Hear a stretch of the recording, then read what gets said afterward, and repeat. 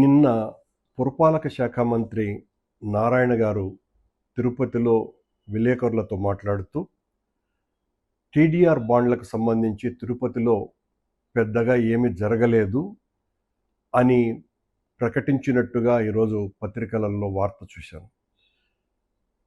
ఆయన మళ్ళీ దానికి భిన్నంగా మాట్లాడినా నాకు అభ్యంతరం లేదు. ఎందువల్లంటే టీడీఆర్ బాండ్ల విషయంలో ఏ విచారణకైనా సిద్ధంగా ఉన్నామని ప్రకటిస్తున్నాను నేను. కానీ దీనికి సంబంధించి నేను ఏ రోజు కూడా స్పందించలేదు. ఏదో విమర్శలు వస్తున్నాయి, సరే చూద్దాము అనేటువంటి ధోరణిలోనే నేను వెళ్ళటం జరిగింది.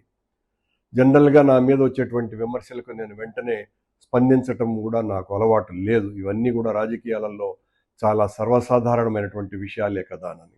కానీ దీని మీద ఈ రోజున ఒక వివరణ చెప్పాల్సినటువంటి అవసరం ఉన్నది అని భావిస్తున్నా. 2 సంవత్సరాలుగా దాదాపు నా మనసులో ఉన్నటువంటి అభిప్రాయం ఇది.